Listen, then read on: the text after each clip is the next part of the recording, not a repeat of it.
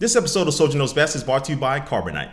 Hey, what's up guys, Soldier Knows Best here. This is my review of the LG Optimus G Pro. This is a very giant phone that's running Android. It's currently on AT&T right now. And so I'm going to talk about the hardware, the specs, the cameras, the display, the software, and just see where this phone stacks up against some of the other big phones in the market right now. So let's go to start the review with the hardware. Alright, so this LG Optimus G Pro is one of the biggest phones on the market right now, but first you're going to take a look around the device and take a look at the buttons and the ports. Now on the left hand side you will find the volume rocker, and also you'll find this quick button at the top, which is going to allow you to have quick access to any application that you choose. You can have it set to when you press the button it'll activate your camera, you can activate Google Chrome, you can activate your gallery, anything you want to choose to activate it, and that's a pretty nice and nifty button to have on this phone. On the right hand side you'll also find the power button. At the bottom you'll find the micro USB port, and then also at the top you'll find the headphone jack, and to the right of that you'll find an IR port, because this phone can be used to control your TV just like a lot of the other top smartphones on the market right now. And so setup was a breeze. It literally took me probably 45 seconds to get this thing set up and working with my cable box, and it has a couple of cool software settings as well where you can access this in the multitasking pane as well, so you don't have to open up the application all the way. Very quick access, which I do like. And so overall the TV functionality does function well. Now, one other nice touch that LG added to this phone is that the home button itself is the notification light. That's normally a little light that's somewhere on the phone. Well, this is a pretty big notification indicator to let you know that you have a phone call that you missed, or a missed text message, or emails, or things like that. Now, you can turn that off in the settings if you don't want this thing to be blinking all the time, but I think it's a nice little touch. Now, also this phone does have a removable back, so you can take this back cover off, and now you have access to the micro SD card slot that you can use to expand your storage,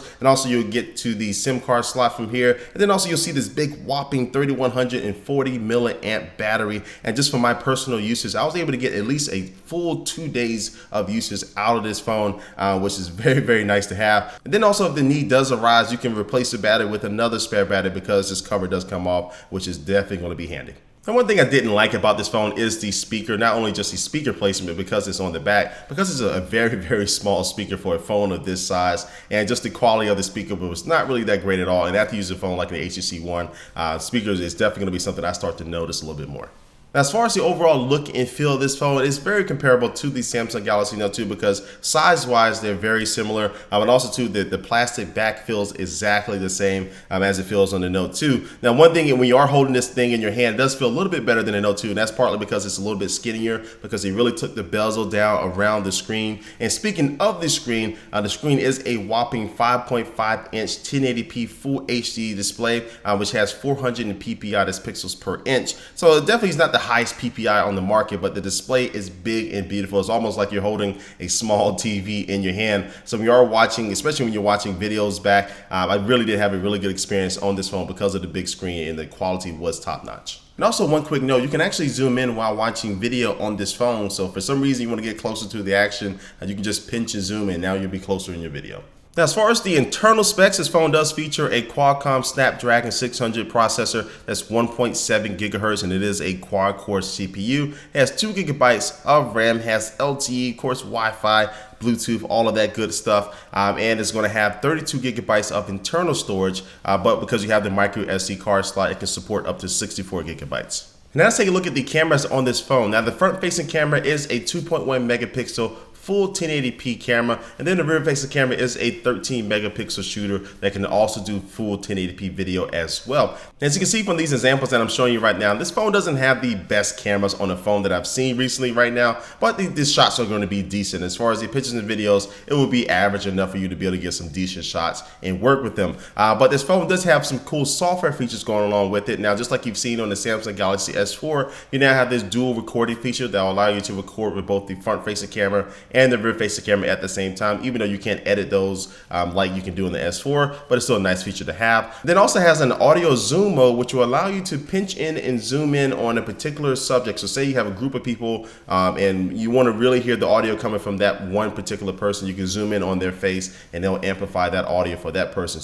And then the camera also has a mode called time catch, which will basically be taking pictures before you press the shutter button. So just in case you miss an important moment, you can go back and look through those certain shots and choose which ones you want to keep. Now, just to quickly sum up this camera section of this review, you wouldn't be buying this phone for the best camera smartphone on the market right now, but because I do like the software that goes along this camera, I would say this camera is going to be decent enough for most people out there. All right, that's going to hit up the software section of this review. Now, the LG Optimus G Pro is running Android 4.1.2 Jelly Bean, but it is running its own personal skin on top of that, just like a lot of the other phones on the market right now. But anyway, I really do like this skin, actually. Everything from the lock screen animation from when you open it up, the phone has kind of this bubble effect. You can actually tap on the icons down below to open up one of those individual applications using that same effect. Then after you get past the lock screen, I really do like the different animations that this phone does have when you're sliding left and right through the different home screens, and you can change the animation. It has a few different ones you can choose from in the settings to your own personal taste, but it really does make navigating just through the phone just a little bit better. Now, it does have the regular multitasking that you get with a lot of the Android devices, but also too, if you go into the notification panel, you'll see this section for Q-Slide apps. So these are a certain number of applications that you can use in conjunction with other applications while using the phone. And so you have one that's going to be for videos. This will allow you to continue to watch a video at the same time while you're browsing the web or doing most other things. And also does have this little slider which you can make it transparent, and then now it's going to be kind of impervious to touch. So it'll just be sitting there on your screen, and you can actually slide your finger over it, but it's not going to change the video at all. Now, the other Q-Slide applications include a notepad and also a calendar and a calculator, and then you can also have up to 2 of these running at the same time, so I can be watching the video and also calculating my taxes if I wanted to at the same time. So just overall, I really think that the LG Optimus G Pro does a good job when it comes to multitasking.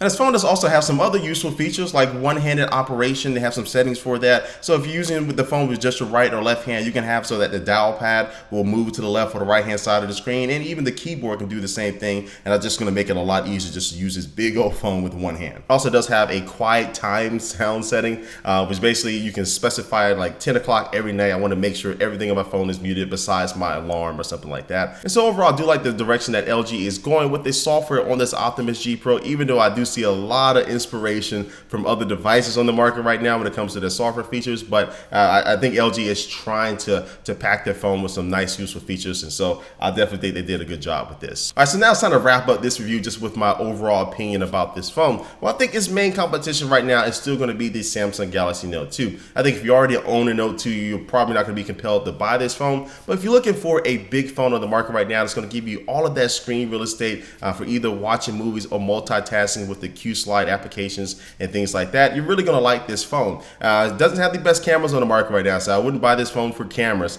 But I think that when it comes to the battery life, the display size, and the display quality, and the little different software tweaks that LG has done with this phone, I think it's a very, very nice, solid phone that if you, again, looking for one of the big phones on the market right now to carry around with you for multitasking and doing things like that, you're really going to like this LG Optimus G Pro.